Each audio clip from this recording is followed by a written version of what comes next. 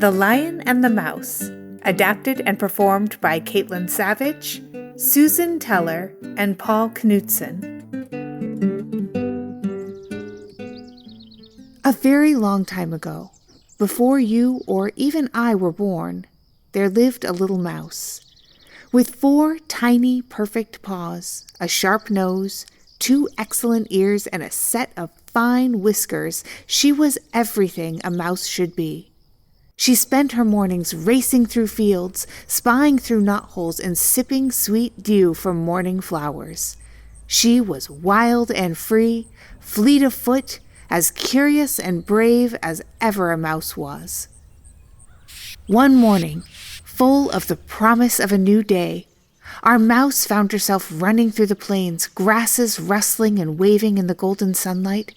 So distracted was she, feeling the warmth of the sun on her fur and watching the light dance across the field, that it wasn't until she bumped right up against something warm, furry, and very solid that she realized something wasn't right. A moment later, she was dangling by the tail, facing the huge, wet eyeball of what appeared to be an extremely large, very hungry lion. "You're not much of a meal," grumbled the lion, "but you'll do for now." And preparing for a small but tasty gulp, he opened his jaws wide. "Oh no! Please!" squeaked the mouse. "Please spare my life!" The lion laughed, a low grumble in his throat. He licked his sharp teeth as he eyed the little mouse. "It is not in the nature of the mighty lion to spare a life. I am hungry. I hunt. I eat.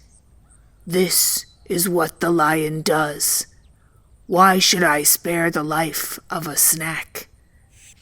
The mouse, still dangling, thought about this. "Not every kindness needs a reason, sir," she squeaked. "Sometimes it is just the right thing to do.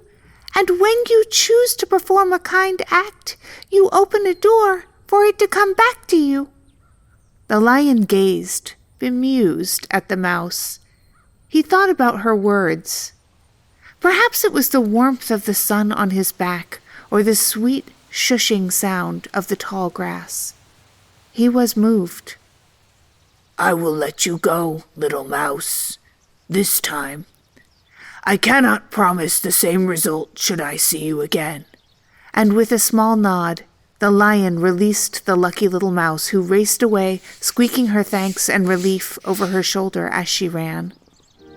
Time moved, as it does. Grasses grew and turned from lush green to brown. Flowers blossomed and drooped, then grew fresh as seasons passed. One particularly beautiful golden afternoon, the lion stretched and yawned, and full of the promise of a successful hunt, he tossed his shaggy mane in the air, catching the breeze, and roared, full-throated and joyful, then set off running.